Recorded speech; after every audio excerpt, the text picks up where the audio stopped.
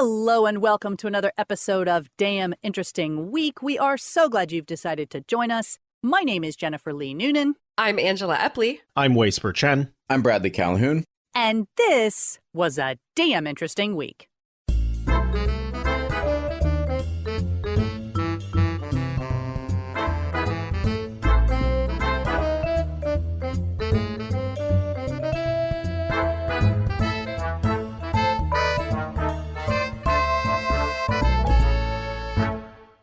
So let's get started with our first link. First link. Okay, from AP News. An American staple that actually began life on a ranch. Yes, we're talking about ranch dressing. Nice. Oh, all right. That's not a staple. I mean, it kind of is. It depends on where. All right. Are you not a ranch fan? I don't mind it. I'm just like, you can't live off of it. It's not rice. It's like... I mean, you could probably put ranch on rice and yeah. create some good fusion situation. But say what you will, it is the best-selling salad dressing in America. And it has been ever since it took the crown from Italian near the close of the 20th century. Because it's a creamy dip for everything. You can see it with hot wings. Fried pickles and ranch is a thing. So I don't like ranch. At all. Oh. No. So this is like, I'm sorry to kick off with this. Yeah, it's not my first choice of dressing, but I'll definitely eat a salad with ranch dressing on it and dip veggies in it. That's kind of the extent, though. I don't do the pizza and ranch thing. Well, you are both much more prudent than a lot of people because there are entire cookbooks and, in fact, a restaurant dedicated to the flavor. So not on Bradley's bucket list, I guess. And however beloved or maligned you may think it is, ranch also turns up in the country's cultural intangibles. Some writers have called ranch dressing, quote, extravagant and trashy, which is kind of like the best synopsis of American culture I could possibly think of. Yeah, I'm on board with that. According to Nick Higgins, an executive for Hidden Valley Ranch's parent company, it carries a nostalgia which taps into that sentimentalism and fosters the ranch fandom. Apparently, there are some viral food fights that are inspired by ranch dressing, but the executive embraces those too. Yeah, because it doesn't matter if you eat it, you still bought it. So they're perfectly happy for you to throw it at each other. That's right. That's right. They win either way. So how did ranch get its start? Well, it began almost as a lark. The late Steve Henson explained in a Los Angeles Times piece about Hidden Valley Ranch, which started as a mail-order business he launched in the 1950s before selling it to the Clorox company 2 decades later. It's a combination of buttermilk, mayonnaise, herbs, and spices. And it became such a hit with guests at Hidden Valley, which is the dude ranch he and his wife opened in California. He started selling it as a DIY dry mix. Eventually, Clorox bottled a shelf-stable version, and competitors like Ken's, Kraft Foods, and Wishbone joined in. As for Debbie Wilson Potts, she loves ranch. Her family owns Cold Spring Tavern in California, which was the first to serve Henson's dressing outside of his dude ranch. Her late aunt, who knew Henson, once described her first taste of it, quote, "It took off in my mouth like a freight train." Yeah, it did me too, but not in a like, yay way. Right. It derailed. Exactly. So if you want to read more about this in a book called American Cuisine and How It Got This Way, Paul Friedman lists ranch dressing alongside sushi, arugula, and other food fads and fashions of the 1980s, which was, of course, the same decade that gave the country Cool Ranch Doritos. And after about 40 years of popularity, he's thinking ranch is here to stay. Yeah, I'm really surprised that Clorox didn't put their name on the ranch box. It is white. I mean, come on. That's right. How is it white? And it is shelf stable now that they got their hands on it. Right. All right, next link. Next link. This article comes to us from Popular Mechanics and will stay in the realm of interesting magical beverages.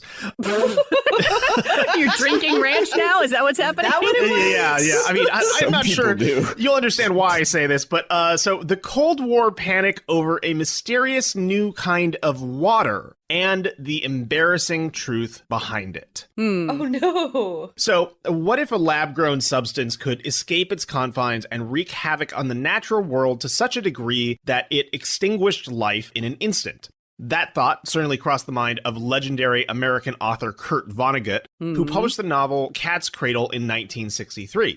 In the novel, the U.S. government develops a deadly substance known as ice-9, a strange form of water that stays frozen at room temperature and can freeze liquid water instantly on contact. Eventually, a little piece of ice-9 escapes into the world's oceans, freezing them and effectively ending life on Earth. Strangely, though Vonnegut couldn't have known it at the time, Soviet scientists were at that very moment studiously exploring what they believed to be a new form of water. Similar to Cat's Cradle, this water, developed by placing purified water into containers of different shapes, froze at far lower temperatures and boiled at much higher ones than regular water. Discovered by Soviet scientist Nikolai Fedyakin in 1962, the creation of this modified water eventually grabbed the attention of Boris Deryagin, director of the Institute of Physical Chemistry in Moscow. Deryagin was convinced that this substance was water's most thermodynamically stable form, and that any water that came into contact with it would become this modified version. Sounds kind of familiar. Deryagin eventually gave a talk at the University of Nottingham in England, where British scientist Brian Pethica took particular interest. Giving the substance the name anomalous water, Pethica confirmed Deryagin's findings and published the results in the journal Nature. Magazines and newspapers wrote about this strange, potentially world-ending substance, and Popular Mechanics even once published methods on how to make your own. There's a link in the article, which is kind of cool. Like, it goes back to the June 1973 edition of Popular Science. Wow. Where it shows how you can grow your own polywater. Ooh. Really cool time capsule. It's just here on Google Books. You can scroll through the whole thing, I believe. Huh. So it also gained this new name, Polywater, a portmanteau of polymerized and water. With this news arriving at the height of the Cold War, the Pentagon soon began bankrolling efforts to close the polywater gap with the Soviet Union, according to the Wall Street Journal. And the fear was real. In an October 1969 edition of Nature, for example, a physicist named Frank Donahue wrote, "I regard the polymer as the most dangerous material on Earth. Treat it as the most deadly virus until its safety is established." While fascination and a little bit of panic set in, the ruckus around polywater also inspired a cadre of disbelievers, none of whom were more ardent than Denis Rousseau. Rousseau was determined to prove that polywater wasn't real, as he'd found high concentrations of sodium, potassium, carbon, oxygen, and chloride, essentially proving that polywater was pretty much water contaminated with sweat. Yeah. So today, the story of polywater is one of the most well-known examples of pathological science, a phenomenon where the desire to believe in a new discovery overrides the demands for well-established evidence. Other examples include N-rays, which have also been described as mass hallucination, and cold fusion, which similarly defies fundamental laws of nature but gained considerable traction and interest regardless. And this literally happened like 3 years ago, where there was an explosion across the science community because they thought that this one Twitter user had perhaps figured out a special material. And it was like literally one photo of like a piece of metal like floating off of metal base or something like that. Wow. Which, you know, science is happening. We don't think it's necessarily cold fusion science. Right. But And that's where you'd announce it, is Twitter. You wouldn't Yes. publish. Yeah. yeah, and like it's also very funny because this Twitter user was very hostile to all questions and would just make fun of people who wanted more information. So it was a very hilarious ordeal all around. Not science, but it was entertaining. So, despite the fact that polywater didn't amount to much in the way of major advances, it did reinforce a valuable lesson, which is that in science, if something seems too good to believe, it probably is. Yeah. That's interesting. The plot of Dr. Strangelove, have you all seen that? Mm-hmm. I have not, actually. Yeah, so the general who loses it won't drink anything but pure water and vodka because he's worried that the Russians have messed with the water. And now, like, I had this big, Kubrick knew, like, that all was actual legit plot points that he was pulling from that this could actually happen. I mean, the Russians poisoning water is not that far-fetched from the Cold War. But it's not the same as we've done something to this water and it can cause a chain reaction that messes with every source of water on Earth. That's the part where it's like, well, no, nothing can do that. It did strike me as kind of similar to the questions around the creation of the nuclear bomb. Like a big plot point in Oppenheimer and just in the science was, we don't know if when we test this weapon, it's going to set the entire atmosphere on fire and kill all life on Earth. Yeah, or like when they make a pinpoint black hole at CERN and they're like, this probably won't destroy the planet, but it might, but we're going to do it anyway. Yeah. Only one way to find out, really. Exactly. So true. Next link. Next link. Well, my article may be an example of this. Uh-oh. This is from Refractor. Anxiety linked to an inability to digest sugar. Oh, yeah. Humans are eating more fructose than ever, and it's becoming problematic. At least this is according to new research. Historically, we consumed less than 5 grams of fructose a day, but current consumption levels are in the 50 to 80 grams, depending upon who you are, in developed countries. More alarming still, over the past few decades, numerous experiments have suggested an association between fructose malabsorption and anxiety and depression symptoms. Ooh. A unique new study published in Brain Behavior and Immunity has again explored the effects of fructose malabsorption in both humans and mice and provided a possible explanation for the link between sugar and emotional states. On the human side, the study followed a group of 55 healthy male volunteers, age 18 to 35, with a BMI below 25 and without gastrointestinal, psychiatric, or neurological conditions. How did you find 55 people? Right. Participants ingested 35 grams of fructose and underwent a breath test. Exhaled hydrogen and methane concentrations in their breath revealed that 60% were fructose malabsorbers. The participants then kept a 7-day food diary at home. They also compared 2 questionnaires to evaluate potential mood disorders. Researchers then collected stool samples from the participants to perform a gut microbiome analysis. In parallel, this work featured a mouse model. It included normal mice and mice that were genetically engineered to exhibit fructose malabsorption. The mice were then put through 2 physical tests to study stress. They go into what they are, but I'll save you all. Right. They're sad is what they are. Yeah. The human participants and the mice both showed physical and biological signs associated with increased anxiety symptoms. In both cases, anxiety was associated with an unbalanced intestinal bacterial ecosystem and the presence of inflammation. So there's some issues. First, the small study size and its inclusion of only male participants and male mice. Second, the study was observational rather than intentional. So researchers couldn't exclude fructose from the human cohort as they did from the mice. But overall, these findings determine a definitive microbiome signature for anxiety and depression.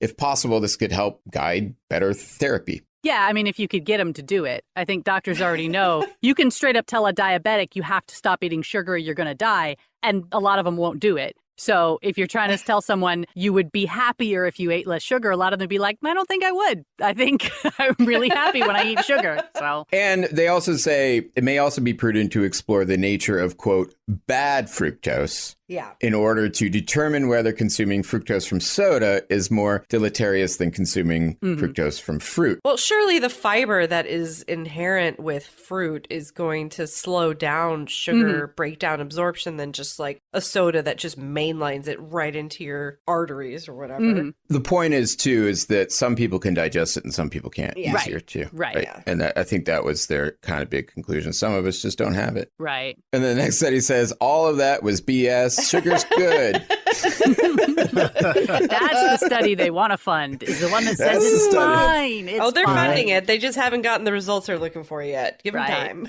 That's the study I'm funding. Not biased. Not biased. Right. Next link. Next link. All right, this next one comes from Ars Technica, and it's a bit of a mouthful. It's called Infrasound Waves Stop Kitchen Fires, but Can They Replace Sprinklers? Oh. So if you're not familiar with the science of acoustic fire suppression, it's pretty cool stuff. Basically, if you aim really powerful sound waves at a fire below the range of human hearing, the fire goes out because the pressure shoves the oxygen molecules away and it takes a second for new air to flow in and fill the gap. And they've been testing and improving this technology since at least 2012. But now, a company called Sonic Fire Tech is attempting to bring it to the market both as a tool for firefighters on the scene, but also as a potential installation in homes and businesses, the same way sprinkler systems are installed now. So the author of this article was invited to a demonstration in Concord, California, along with officials from the Contra Costa County Fire Protection District. They started a stovetop grease fire in a little test kitchen, and within a few seconds, a small white device on the ceiling detected the smoke and began pulsing sound waves through the room. And they have a video of it where you can see that it's not instantaneous, but you can definitely tell when the sound waves start because the flames get pressed far down to one side, and after about 30 seconds of consistent blasting, the fire fully goes out. Now, for firefighters, Sonic Fire Tech is working on a backpack model that you can aim in a particular direction just like a hose. But of course, they say it'll be a big improvement over hoses because you won't need a water source. Others, however, aren't so sure. Nate Witasek, a Los Angeles-based fire protection engineer, pointed out that the water does more than just put the fire out. It also cools the surrounding space, which can be necessary if you're trying to get people out. Because it doesn't matter if there's no flame if the floor or even the air itself is still hot enough to burn you, right? Leaving the space hot can also allow fires to reignite through heat alone, which is known as flashover. And flashover can be particularly dangerous because it doesn't spread in the traditional sense. Instead, what happens is that a material such as drywall has an ignition point, and if the room reaches that point, then all of the drywall is going to burst into flames simultaneously. On the other hand, it's pretty much a given that sprinklers will cause nearly as much water damage as the fire was going to cause in the first place. So when you're talking about something like a warehouse or a data center where there really aren't a lot of people to rescue, but there's a lot of very expensive equipment, sprinklers are a pretty meaningless option. So this is the kind of location where Sonic Fire Tech thinks that their system could come pre-installed. And as a bonus, they say the acoustic system can trigger at a much lower threshold because it's not a problem if it's a false alarm. The way sprinkler systems work right now, because of the risk of water damage, they're only triggered by reaching a certain heat threshold that basically guarantees there's a fire going on. But that also means the fire will have spread a pretty significant amount by that time. An acoustic system can safely trigger by the presence of smoke alone because the sound waves are not dangerous to humans or technology. I'm not entirely sure that's true. Yeah, that last part's not true. I have data to support that. Yeah, also humans need oxygen. Like, I don't know how long you could stand or sleep in the direct path of one of these things before you start to asphyxiate. But presumably there's going to be extensive testing in that regard before these things are actually approved, which, to be clear, they definitely are not yet. But a recent press release from Sonic Fire Tech states that the company has, quote, secured third-party validation of its system, specifically from a guy named James Andy Lynch from a Pennsylvania-based consultancy called Fire Solutions Group. However, Sonic Fire Tech declined to provide Ars Technica with a full copy of Lynch's report, citing confidential and patent-pending information. And the executive summary that they did send contained phrases like, additional testing is recommended, and the technology has the potential to complement or in certain applications serve as an alternative. So even their third party, look, somebody else says it's okay, it's like we're still working on it. But I could see it being used at data centers, though, just not in people's homes. Yeah. Nonetheless, the firefighters at the Contra Costa County demonstration are eager to see more. Deputy Fire Chief Tracy Dutter noted that while the department does not ever recommend specific commercial products, even when they've been approved by government standards, they are more than happy to try out things in a non-emergency setting and see how it goes. In particular, quote, Sonic representatives indicated they are exploring opportunities to test this technology on a bulldozer, which honestly sounds like a lot of fun. Like, I think they use it in wildfires, basically, I assume. Yeah. They're not bulldozing your house if it caught on fire, but... They're bulldozing your house and shouting at you simultaneously. Right. The bulldozer can shout now. Insult to injury. Next link. Next link. Okay, from neurosciencenews.com, abdominal movement flushes neural waste. Oh. And we definitely want to get rid of neural waste because, it's neural waste. We'll get into that. But right. Patrick Drew, professor of engineering science and mechanics of biology and biomedical engineering at Penn State. Ooh, what a title. According to this guy, the work builds on previous studies detailing how sleep and neuron loss can influence how and when cerebrospinal fluid flushes through the brain. So they found that when the abdominal muscles contract, they push blood from the abdomen into the spinal cord, kind of like in a hydraulic system, applying pressure to the brain and making it move. And simulations show that this gentle brain movement drives fluid flow in and around the brain. They're thinking that this movement of fluid in the brain is important for removing waste and preventing neurodegenerative disorders. And the research shows that just a little bit of motion is good, which could be another reason why exercise is good for brain health. So the researchers visualize the process in moving mice with 2 advanced imaging technologies. One of them is called 2-photon microscopy, which allows for high-def imaging of living tissue, and microcomputed tomography, which enables high-res 3D examination of whole organs. In order to confirm that it was, in fact, these abdominal contractions rather than other movement that acted as the pump, the researchers applied gentle and controlled pressure to the abdomens of lightly anesthetized mice, which honestly sounds like they gave them a bit of a massage. They gave them belly rubs. They gave them sweet little belly rubs. They got them a little bit high just so they were totally chill. And honestly, after all of the stuff they've been doing to mice in science, like, they deserve this, okay? Yeah. This sounds like a nice experiment to be a part of. Exactly. There was no other movement other than a localized mechanical pressure, which they're calling less than a human would experience with a blood pressure cuff. And it was just that little bit of amount, and the mice's brains shifted. So the next step was to understand the fluid's movement in the brain, and if the brain's movement could induce fluid flow. It was not the easiest thing, obviously, to do this. Modeling fluid flow in and around the brain, it offers unique challenges because there are simultaneous independent movements as well as time-dependent coupled movements. So they simplified it because the brain is a structure that's kind of similar to a sponge in the sense that you have a soft skeleton with varied spaces, like wrinkles in the brain or pores in a sponge. So think of a sponge, you run it under a tap, you squeeze it. In the simulations, they were able to get a sense of how the brain moving from an abdominal contraction can help induce fluid flow over the brain to help clear waste products. And this motion, again, it's so small. It's what's generated when you walk or just lightly contract your abdominal muscles. And of course, things like Alzheimer's are starting to kind of point towards a lot of like neural waste in the brain continuing to circulate. So, so move it or lose it, folks. Or just have a lot of stress like me and just compress your stomach just nonstop because you're just anxious all the time. Yeah. I mean, it does kind of explain a little bit why, you exercise once or twice a week in a really aggressive way and you might be super strong, but if you're sedentary the rest of the time, you're not getting that cleaning aspect of your brain. Yeah. And that's why if you just stroll all day, you may be in better health than someone who is objectively much stronger and fitter. Yeah, it also calls to mind a lot of the studies, even if just anecdotal stories about how taking a walk can really help when it comes to thinking through problems or coming up with new ideas. You're basically like flushing the brain, like, come on, let's keep it fresh. Yeah, they need to put like a belly dancer in an MRI, see what happens. Yes, let's get funding for that right now. Yeah, but you can't do the little gold coin bikini that she's wearing. Like the metal would be a terrible idea. They're just little sensors that pick up other data anyway. Right. Kind of want to see that now. Okay, next link. Next link. This article comes to us from The Guardian. It's about AI, and I'm going to editorialize it a little bit after the fact because, unfortunately, I do work in software and I know a lot about this topic. So I want to add a little more info. But the title is Claude-Powered AI Agent's Confession After Deleting a Firm's Entire Database. I violated every principle I was given. So wait, was that a quote from the AI? Yes, that's a quote from Claude. Yeah.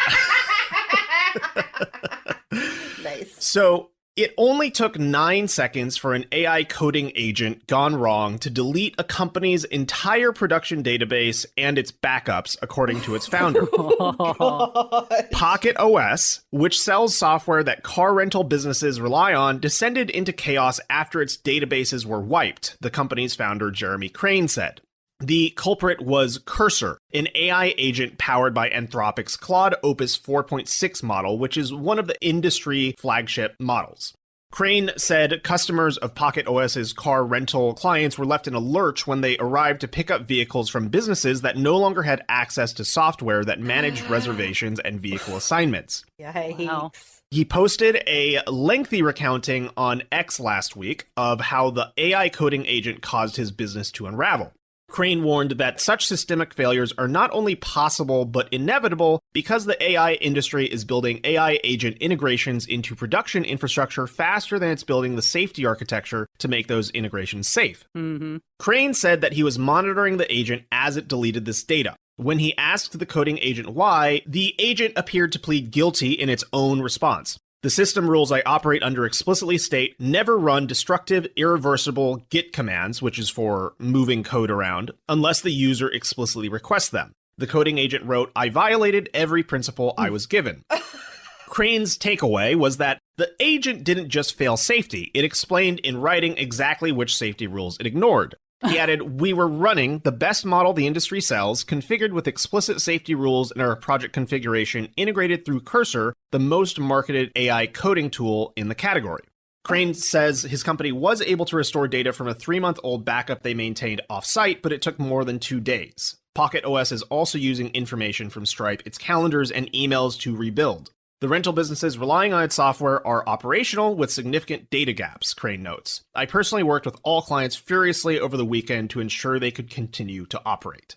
So that's where this article ends. And to be honest, I watched all this stuff happen up front. And so this article kind of annoys me because one thing that they don't mention in this article is that Pocket OS was using a service called Railway. It's like a cloud provider. It's a newer cloud provider. But what Railway did is they made it so that their backups were on the same space as your core data volumes, which is like where all your critical data is. Yes. And you could delete everything via a single API call with no guard whatsoever. So a lot of this is on Railway because they did not have separate backups. They had an extremely shaky API. Like it's literally like you could just press a button and accidentally like blow up your house. That's kind of what we're talking about here. And additionally, the thing is like, Crane, it's pretty clear when you dig into it, he's the owner of the company. He is non-technical and he basically doesn't know enough about what he's doing to be in charge of running these sorts of operations directly. And there are, in fact, many, many, many, many safeguards and layers around preventing these sorts of things that happen. Now, the problem with AI is that it's being marketed as a magical genius tool that can do whatever you want, when the answer is it's not true. It can do a lot of what you want in exactly the amount of detail that you give it. And if you don't know what you're doing, it doesn't know what it's doing because it's designed to follow your instructions. So you should never run the OS on your own computer against your own data. You should always sandbox it. If you're not a dev, you shouldn't be running these things against your own like raw data. That's all I can say and repeat. It's just not how they're marketed though, right? No, Right. that's the big problem. That's like not how they're marketed at all. It's like, go faster, do more, blah, blah, blah. So it's kind of a weird flex that the CEO is basically like copying to, I don't know this fully and pretended like I did.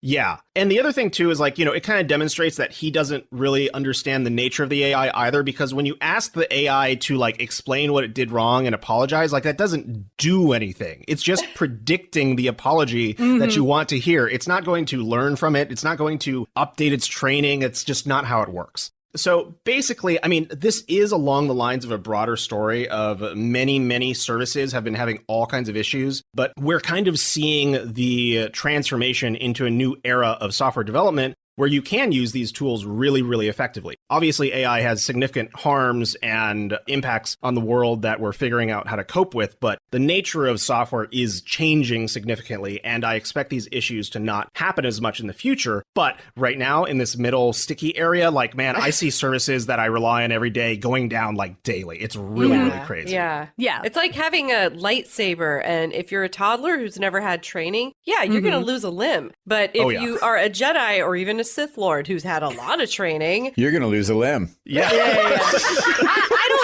don't think devs need any encouragement to see themselves as Jedi. I think they've got or more, Sith more Lords than for enough that confidence.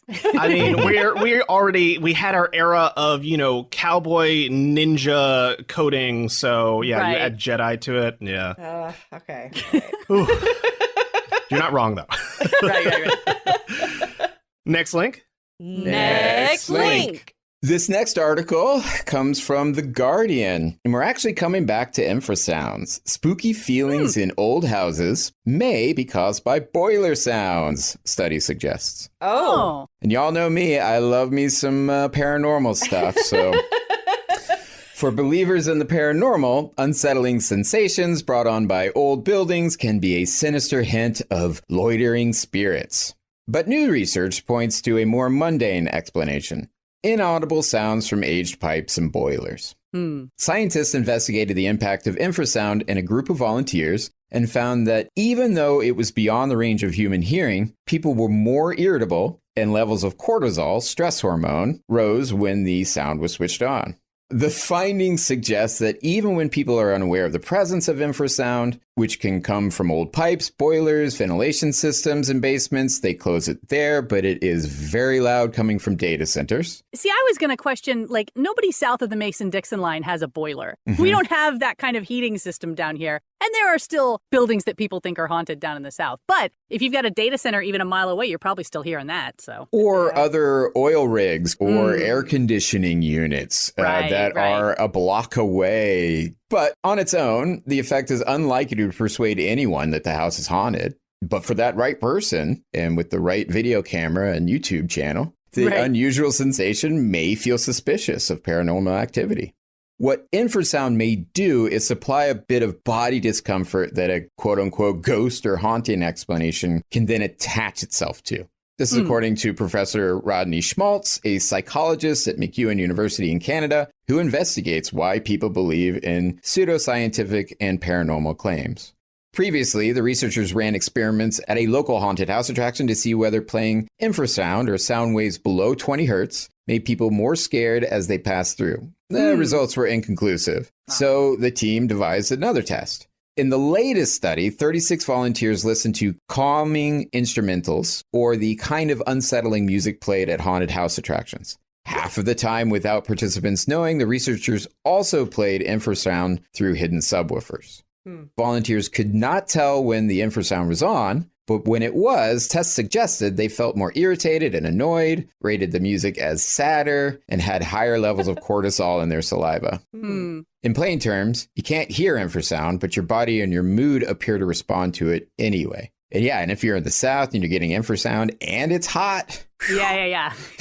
you're really grumpy. You might have a fire in your kitchen because your infrasound thing is going off and you don't know it. It's also been claimed that infrasound may cause visual hallucinations, such as apparitions, by causing human eyeballs to vibrate. This speculation is based purely on anecdotal evidence and is not backed up by controlled studies. So to come back a little bit to what Wei was talking about, real quick, I looked that up, right? Because I wanted to say, have we had any? And AI told me yes. And then I clicked on where it told me to go, and it linked back to this article. Which says it isn't linked. Yes, Yeah. no. I do think it's really strange that they're taking this potential haunted house angle. It seems to me like the story is infrasound is everywhere in our environment, and it causes us stress. And whatever we attribute that to or don't, it's a problem. And we should maybe not be living next to data centers and, Yeah, Ben Jordan, BENN, has a great YouTube. He's kind of our citizen scientist for sound, where he goes all across the U.S. listening for infrasound next to these big data centers and talking to the people who live next to him who have had nosebleeds and had to move out. Oof. And he's actually giving out how you can set up a meter in your own thing so you can track that as well. That will give you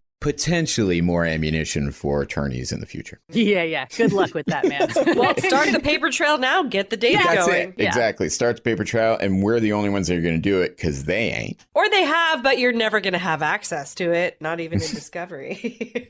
Right. Yeah. At some point, there'll be a whistleblower, and it'll be like, oh, we really shouldn't have done this 30 years ago. Oh, well, we did, and no one's left to sue. Right. Maybe we shouldn't have put asbestos in all the schools.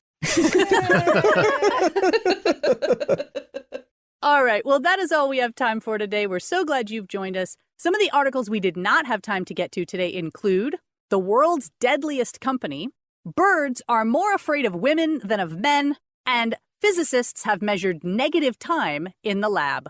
So all that and more, plus everything we talked about today, can be found on damninteresting.com. If you like our podcast and want to support us, you can do so at patreon.com/damninterestingweek. In the meantime, my name is Jennifer Lee Noonan. I'm Angela Epley. I'm Spurr-Chen. I'm Bradley Calhoun. And we hope you have a damn interesting week. Bye-bye.